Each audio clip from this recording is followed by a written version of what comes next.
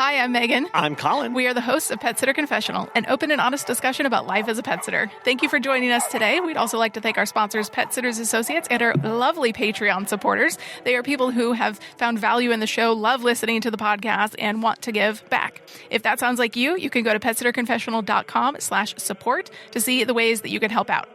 We are officially in Q4, the back half of the year, and it's almost over, 2025. So hopefully you are taking some time for yourself, some self-care before the holidays kick off. It's going to be another crazy year. And it's been a wild year so far. And because of that, this industry itself is changing faster than ever. When we look back to when we started the podcast in 2019, it has changed so much. Obviously, there was this huge pandemic that happened that blew our industry apart, and then we're trying to put it back together. Then there was the resurgence of travel, vacations, and now we're really leveling out. But that growth has really come from two places. One, there's more entrants into the market than at any point in time. There's more pet businesses out there in some shape or form and capacity than there were 5-6 years ago. And the businesses that are around or have been around are bigger than ever. The number of businesses that we see, hear, or know about who are hitting 7 figures and up from there are exploding. And not in all markets, but in a lot of markets, you're seeing these two things. More businesses and then more larger businesses in general. The pet care industry really is maturing. It's taken 30 years, but we're finally getting there. The growth, the massive growth really brings new opportunity, new challenges. You can try different services. You can test things and work things out in your business. There's a bigger opportunity now for you to take chances with what you do with your business. You can get creative. Yeah, well, and with that, business practices, basically the best way of operating 10 years ago, even from 5 years ago, really no longer work or effective, especially when it comes to things like marketing and networking and getting your name out there. It really is harder to grow now than ever. It takes a lot more time, takes a lot more money, skill, and effort to start bringing in those clients that you need to grow.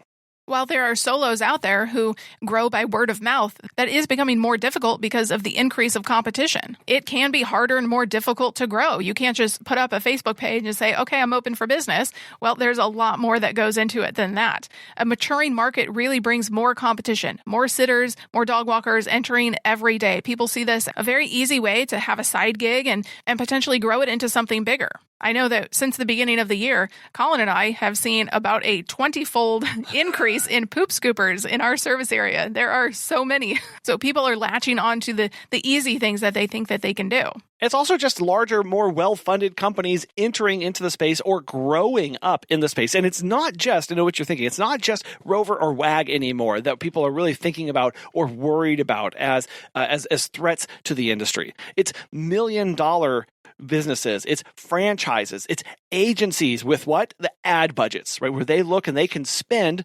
hundreds of thousands of dollars to grow their business and to get their name out there that we just can't do that. Here's the kicker though. Everybody is competing for the same attention. The million-dollar businesses, the solos, the people who just do this after work as their hobby, everybody is vying for those pets. And because of that, it can feel very exhausting to know that this is not a passive thing that I'm going to be able to do. I have to go work for it. I have to go grind and hustle. And yes, that can be for a season, but it's not going to be all roses and butterflies. And I'm not just going to spit and get 20 clients. There is this exhaustion factor of constantly needing to up your game just to stay visible. I have to keep posting on social media, or I have to keep visiting coffee shops, or I have to keep going to the networking meetings. Even something like, I can post a photo with a cute dog and get some attention and get some interactions with that.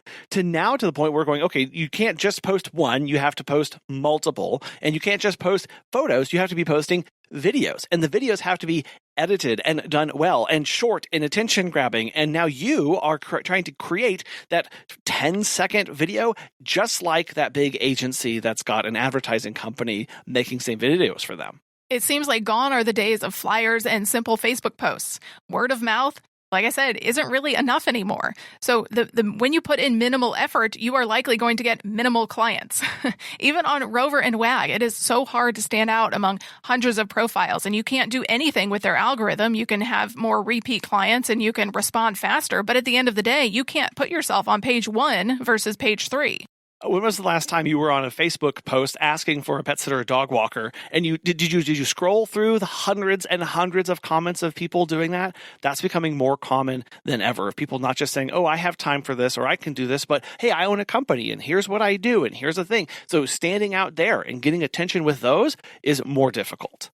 Paid ads are also confusing, whether it's on Google or Facebook, and they can be expensive to really track that ROI. Well, did you come from my Google ad, or how did you find me? These are important questions to ask people. Or did you put an ad in a local newspaper or a local magazine? Or did you get the kind of phone call where the local golf course is trying to sell you a sponsorship on one of their scorecards? It's harder, but it's not hopeless. And I think that's what's really important to remember.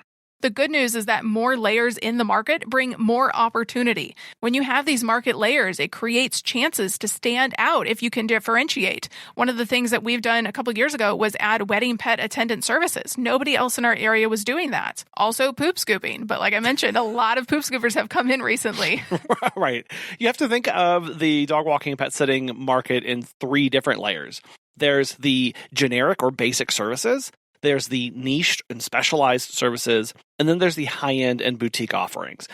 Those generic and basic services, these are the anyone can do it level. These are the quick, 15-minute potty breaks. These are the short walk around the corner. These are a lot of the basic services that clients are asking for that are out there that you can grow a very big and large business on. Offering these straightforward, simple, not complex, no variation kind of copycat or cookie cutter services that you apply to every single person. Next level in that is the niche or specialized services. These are where you're working with some specialized behaviors. Maybe you're going cat only. Maybe you're focusing on intensive medical care or particular breeds, or maybe you're thinking of only particular services, like only doing adventure hikes or only doing treadmill walks or only doing those things.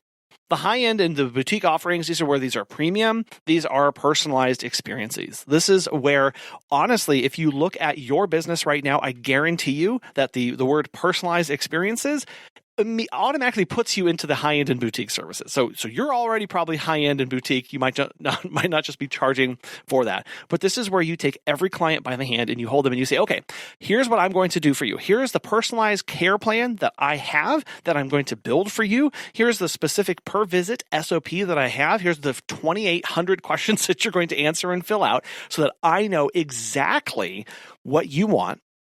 And that client experience is way above that. So here's the important part. Where you choose to compete determines the effort and money needed to get clients. Which one of these 3, the generic, the niche, or the high end, where you choose to market and look for clients, it will determine how much money you have to spend to get them. Where are most of the eyeballs in your market?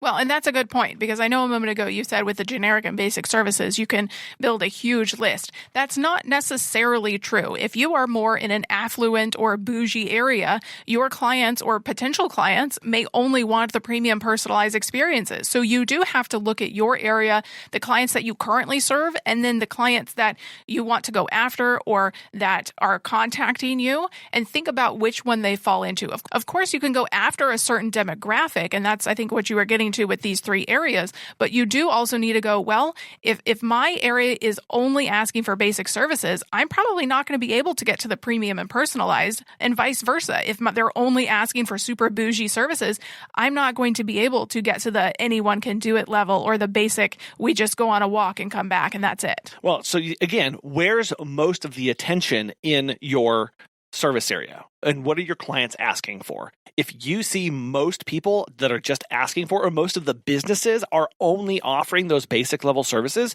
think of ways to go to niche or boutique or high end. If you are in an area where there's a lot of boutique and high end requests, clients and businesses, there are still ways to stand out and differentiate that things that they are not doing. That then all of a sudden puts you in a place where more eyeballs are able to get to you specifically, as opposed to just the crowded room of people waving their hands saying, I'll walk your dog.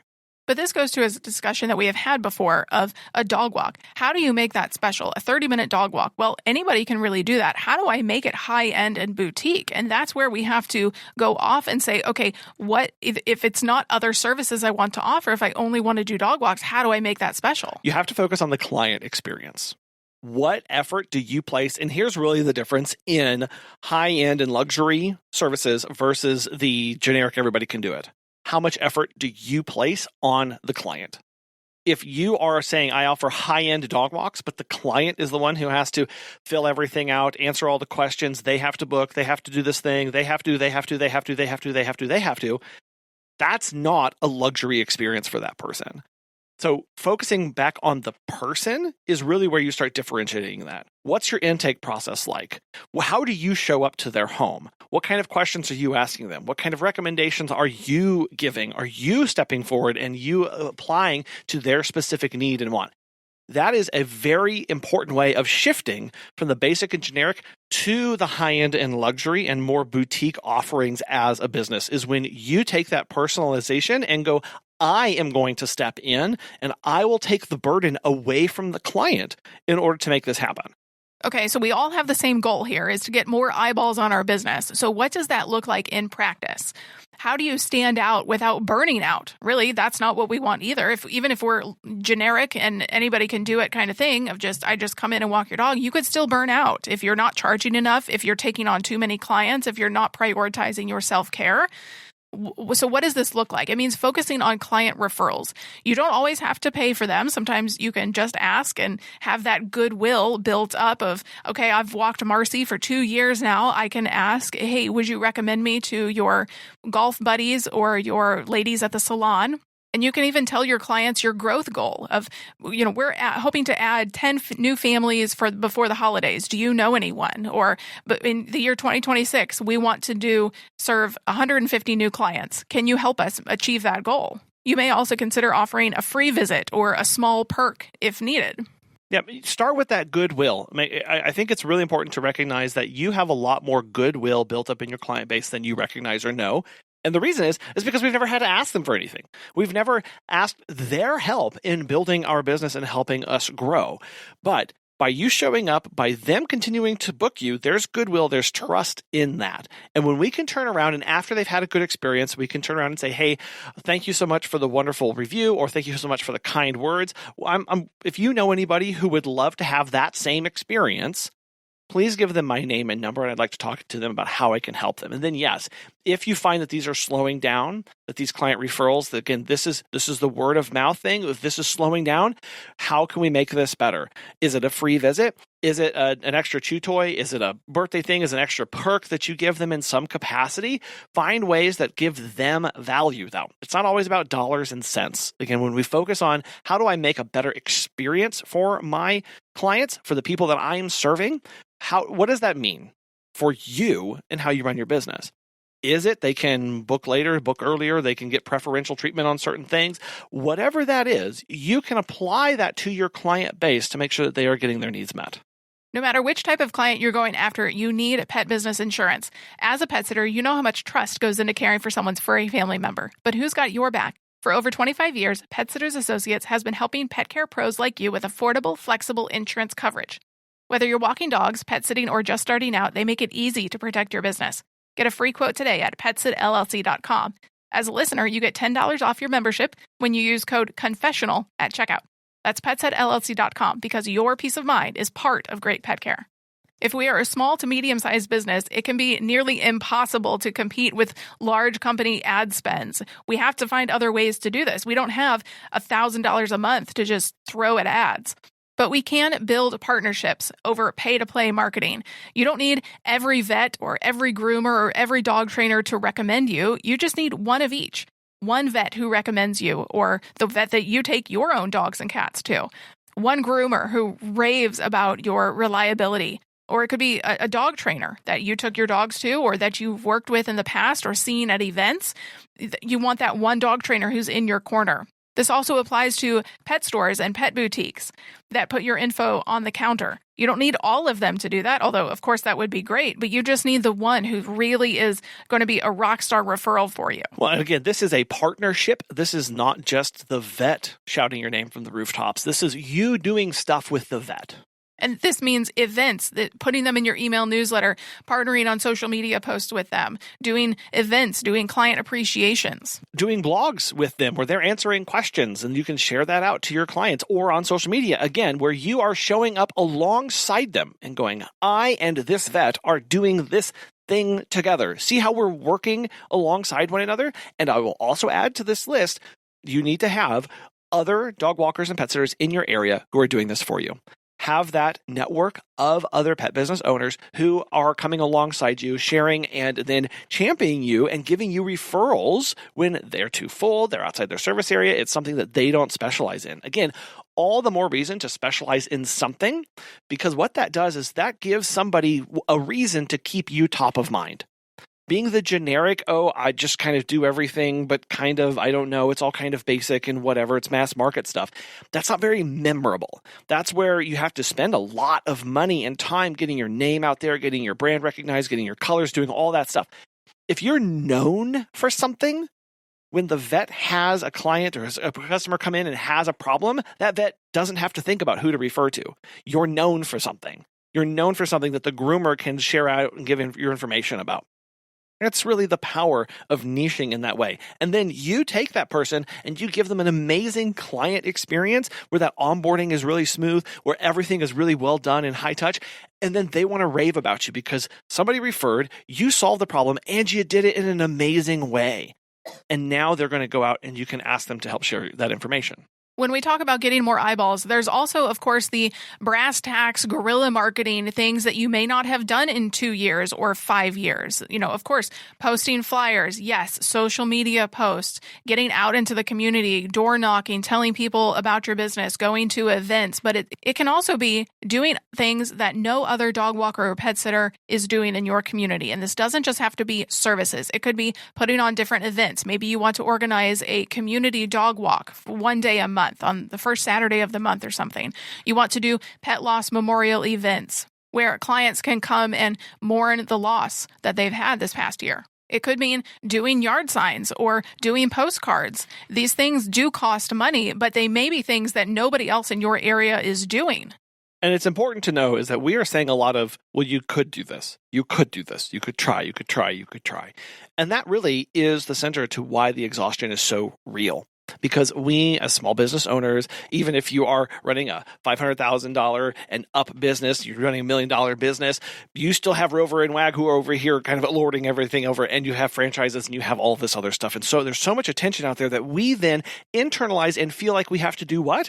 Everything. We feel like we have to show up everywhere in every way to everybody, just like the big behemoths that are in our area, or just like everybody else. And so what you're talking about there, Megan, is like find your thing where your clients are.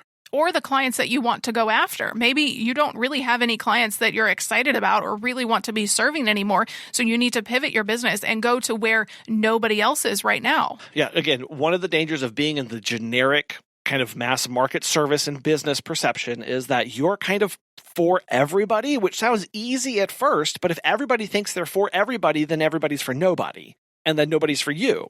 And so by finding that, who do I want to serve? Maybe that's your niche. Your niche isn't in services or in how you treat people, but it's in who you're serving. Who's your target demographic? Where do they live? What kind of jobs do they have? All of those things help you niche down and help you communicate to people. So to cut out the exhaustion, one surefire way to do this is get hyper specific on who you want to serve.